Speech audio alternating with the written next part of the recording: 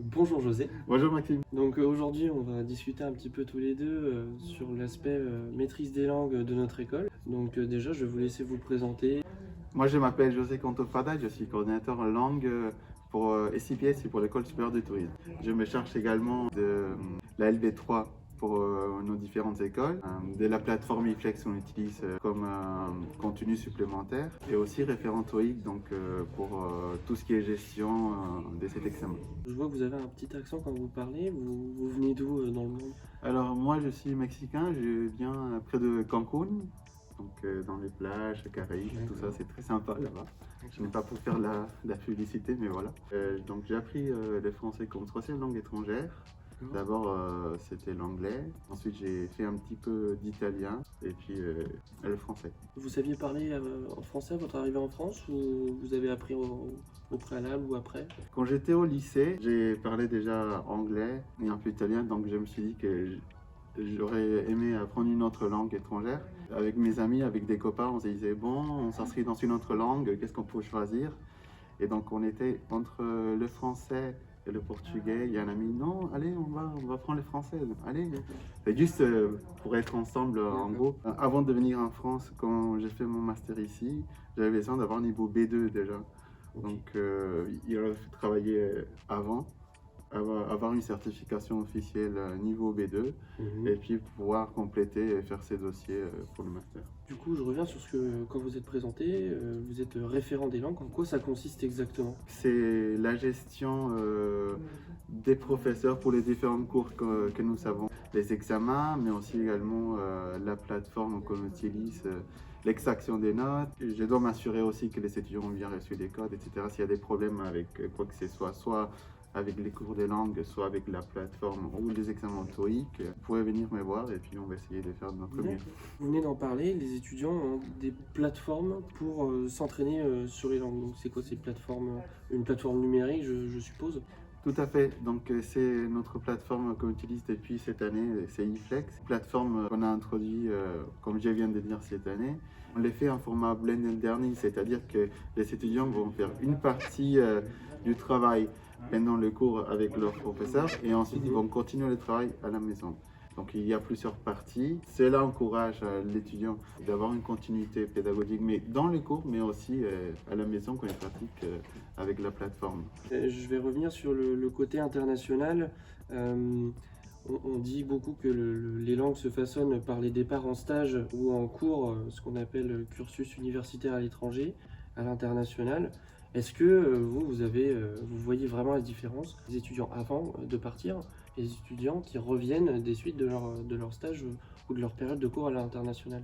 Donc, avant d'être coordinateur, j'étais aussi enseignant dans nos écoles et j'avais notamment en cours d'espagnol des étudiants iraniens qui viennent de faire le stage, par exemple en deuxième année, qui sont partis à l'étranger, qui avaient un excellent niveau de langue. En espagnol, on entendait même l'accent du pays. Ils avaient cette facilité, ils étaient beaucoup plus à l'aise en parlant ces langues. Ils avaient aussi les connaissances culturelles et j'ai envie de dire plus motivés pour continuer à l'apprentissage des langues. Donc oui, c'est quelque chose qu'on encourage beaucoup. Ça dépend des programmes, mais si vous voulez vraiment améliorer, je pense que le plus efficace, c'est être en immersion totale donc dans les pays, pouvoir pratiquer le plus possible. Et évidemment, si vous partez à l'étranger, essayez de parler avec les natifs, parce qu'en général, on cherche quelqu'un qui parle notre langue pour essayer, dans un premier temps, d'être plus confortable, mais il faut essayer de passer cette ligne-là pour pouvoir améliorer et puis mieux s'intégrer là où on part. J'allais du coup enchérir sur une question pour les étudiants qui viennent à l'école, qui s'inscrivent et qui malheureusement ne sont pas à l'aise avec l'apprentissage des langues. Donc vous leur donneriez ce conseil qui est lancez-vous et n'hésitez pas à partir à l'étranger, même si vous ne maîtrisez pas la langue. De toute façon, ça viendra naturellement. C'est grosso modo ça que vous voulez dire. Dans nos cours, on essaye que les étudiants soient en immersion. Donc, en général, vos professeurs ne vont pas vous parler en français vraiment. C'est juste, il y a un vrai besoin. On essaie de vous mettre en immersion pendant le cours, mais aussi dans les activités qu'on va vous proposer après sur la plateforme ou d'autres choses à faire dans les cadres de vos études. Même si parfois on ne se sent pas très à l'aise, je crois que c'est un processus normal. Au début, les débuts c'est toujours difficile. Essayez de pratiquer de vous exposer le plus possible, être en immersion, comme je vais dire. Si vous n'avez pas la possibilité de partir à l'étranger, peut-être essayer de regarder des séries, d'écouter la radio. Si vous avez des amis à l'étranger, même maintenant avec Internet, c'est très facile de trouver quelqu'un qui veut pratiquer par exemple le français si vous êtes chez vous, mais quelqu'un qui veut pratiquer l'anglais également aux États-Unis ou au Royaume-Uni. Donc on a la chance d'être dans une ère numérique où cette possibilité nous aide beaucoup à améliorer notre niveau de langue. C'est juste avoir la motivation et avoir le temps, pouvoir trouver le temps pour faire tout ça. Apprendre l'anglais, maîtriser l'anglais, partir à l'étranger, ça fournit une vraie valeur ajoutée, comme on pourrait dire. C'est vraiment un plus, mais non seulement international, mais aussi pour la France. Pour nous, c'est très important les langues, surtout l'anglais. Même si vous envisagez de rester dans le pays, ça dépend aussi du type de travail que vous pouvez avoir ou que vous envisagez d'avoir. Par exemple, si vous envisagez de travailler dans une entreprise internationale qui ont plusieurs bureaux à l'international, donc il y a une opportunité qui s'ouvre à vous pour pouvoir peut-être passer 1 an ou un peu moins ou plus dans ces pays-là. Que même si on veut rester dans le même pays, au niveau d'international, parce qu'il y a beaucoup d'entreprises qui sont implantées à l'international, ça nous ouvre d'autres portes, d'autres opportunités, même au sein de notre pays. Moi, je vais parler de mon expérience à moi.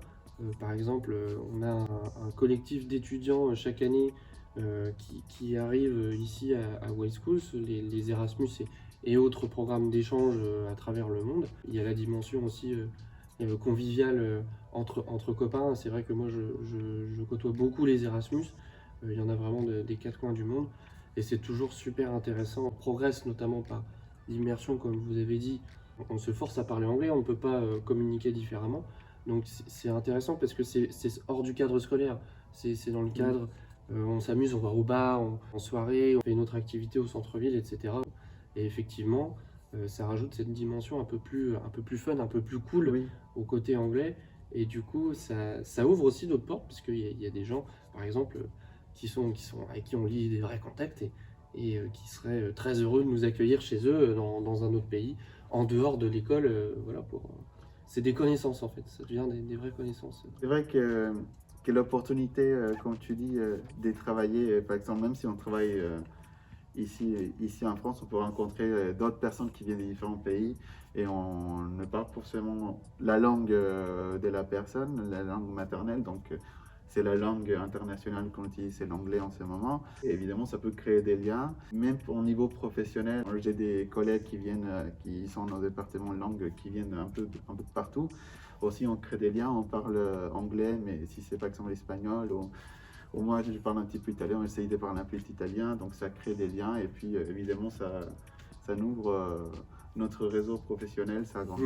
Vous aurez un dernier mot pour nos étudiants, un conseil, une astuce? Comme on parlait tout à l'heure, essayez de vous lancer. C'est un petit peu difficile au début. Il faut essayer parfois de trouver cette petite motivation qui va vous aider à vous booster au début. Ça peut être quelque chose que vous aimez bien, une activité, un artiste. Essayez vraiment de fixer cela dans la langue que vous voulez apprendre. Et ça peut vous aider au début.